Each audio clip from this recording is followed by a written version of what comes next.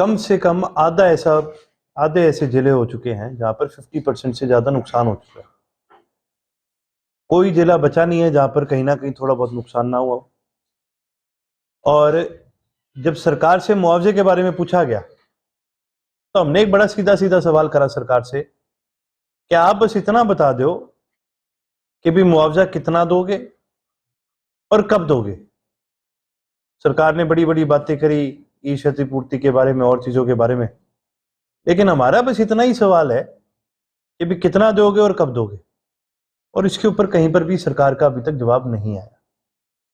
ये प्रधानमंत्री जी की रैली करी जाती है यमुनानगर के अंदर, तो उस समय जिन किसानों की फसलें काटी गई थी जगह बनाने के लिए, उनको प्रति किला 50,000 रुपए दिए गए। तो भाई सरकारी कार्यक्रम, सरकारी फंक्शन के लिए आप 50,000 रुपए प्रति किला देने के लिए तैयार हो। जिस किसान का जल भराव की वजह से, बारिश की वजह से और सरकार की नाकामी की वजह से जिस किसान का नुकसान हुआ, उसकी भरपाई कौन करेगा? उसकी भरपाई सरकार को करनी चाहिए। इनेलो ने हमेशा आपदा के समय में हरियाणा के लोगों की पूरी मदद की है। अभी एक बार आपदा हरियाणा के लोगों पर आ चुकी है, हालांकि पंजाब में भी इससे बुरे हालात है। इस तरह की मदद की जाएगी। देखिए जी, हमें बहुत गर्व है इस बात पे कि हमारा जो कार्यकर्ता है आपदा के समय में वो सभी पार्टी लाइनों के ऊपर से उठ करके समाज सेवा में जुड़ जाता है। हमारे कार्यकर्ता साथियों ने लगातार गांव के अंदर जहां पर भी कहीं पर बांध पर नुकसान हुआ है वहां पर पहुंचने का काम करा है, मदद करने का काम करा है। और पंजाब के अंदर जो बाढ़ग्रस्त इलाके हैं वहां पर सामग्री और राशन पहुंचाने का काम करा है। उनके लिए पानी, उनके लिए खाने की सामग्रियां, सामान, ये सब पहुंचाने का काम करा। और बड़ी खुशी की बात है, इसके अंदर एक बड़ी भूमिका जो है वो हमारी जो छात्र संगठन है ISO, उसकी एक बड़ी भूमिका है। उन्होंने बहुत मेहनत करने का काम करा है। सिरसा जिले में भी पूरी तरह से तबाही मची हुई है। इस तरह से हालात देखते हैं, इस प्रकार मदद की जाएगी। देखिए जी, ऐसे समय पे मौके पर जितनी मदद हो सके वो तो एक चलता प्रयास है, लेकिन एक बड़ी बात यह है कि भी ये लगातार हर साल होता रहा है। पहले कभी हमने सुना था कि भी जल भराव के कारण से 10 साल पहले कभी नुकसान हुआ था, फिर 2023 में हुआ और फिर 2025 में ही दोबारा हो रहा है। इस प्रकार के जो हादसे हैं, इस प्रकार के जो नुकसान है, ये लगातार बढ़ते जा रहे हैं। और इसका असली समाधान तभी होगा जब सरकार इन सभी चीजों पर ध्यान देने का काम करेगी।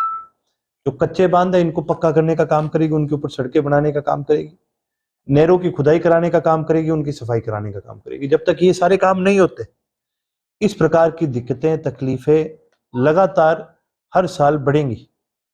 सिरसा के अंदर जल भराव हो रखा है, शहर के अंदर हो रखा है, वो पानी कहाँ जाए?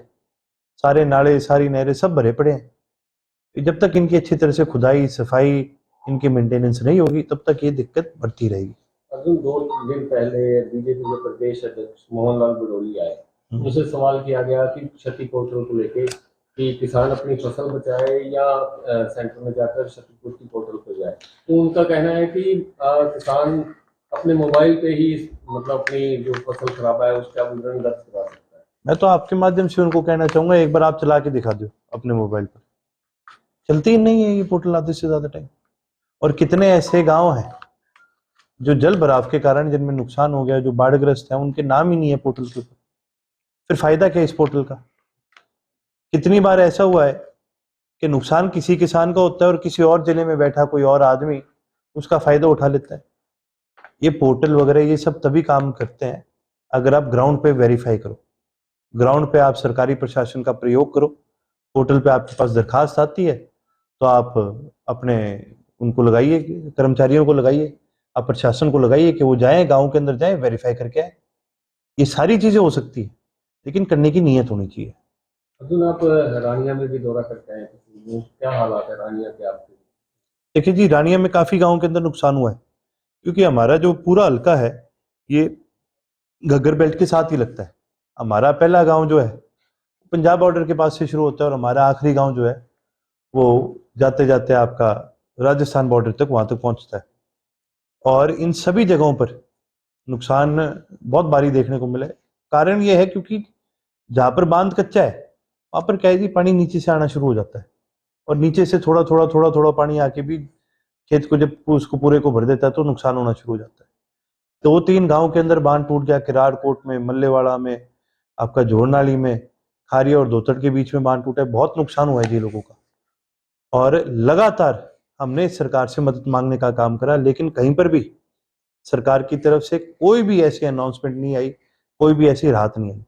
बल्कि इसके अंदर मैं तो धन्यवाद करना चाहूंगा जिला परिषद के चेयरमैन चौधरी करण सिंह जी का, जिन्होंने जिला परिषद के माध्यम से इन सभी गांवों के अंदर किसानों को तेल पहुंचवा करके, डीजल पहुंचवा करके, पेट्रोल पहुंचवा करके, ताकि ये अपने खुद के ट्रैक्टर लगा के खुद बांध को मजबूती देने का काम कर सके, ताकि वो किसान ये सारी चीजें कर सके। इसके लिए हम चौधरी करण सिंह जी का धन्यवाद करेंगे जिन्होंने ये सारी सुविधा देने का काम करा। मुख्यमंत्री हरियाणा का दौरा कर रहे हैं और लोगों को हौसला भी दे रहे हैं कि आपका जो नुकसान हुआ उसकी भरपाई की जाए। आप खुद इनेलो के विधायक हैं, आपके मुताबिक कितना मुआवजा किसानों को देना चाहिए? देखिए जी, ऐसे मौके पे कम से कम 50,000 होना चाहिए। उसके ऊपर किसान के और भी अन्य बहुत सारे खर्चे लगे हैं। बहुत सारे ऐसे किसान हैं जिनको अपने घर खाली करने पड़े क्योंकि उसके अंदर जल भराव हो गया था। बहुत सारे लोगों के जो घर हैं वो बारिश की वजह से टूट के हैं। गरीब लोगों के जो घर हैं, क्योंकि जो कच्चे मकान होते हैं वो बिखर गए, उनके पास आज रहने के लिए जगह नहीं है। तो इस प्रकार से लोगों की मदद करी जाए, उनके मकान पक्के कराए जाए, जिनके खास करके जिनके मकान टूटे हैं उनको एक प्रायोरिटी पे करके उनके मकान पक्के कराए जाए। काम बहुत सारे हैं कराने वाले। अब मुख्यमंत्री साहब बार बार कह रहे हैं भाई बहुत है खजाने में पैसा, तो मैं भी आपके माध्यम से कहूंगा भाई बरसा दो, फिर दो, लोगों तक पहुंचाने का काम करो, लोग आपका धन्यवाद करेंगे।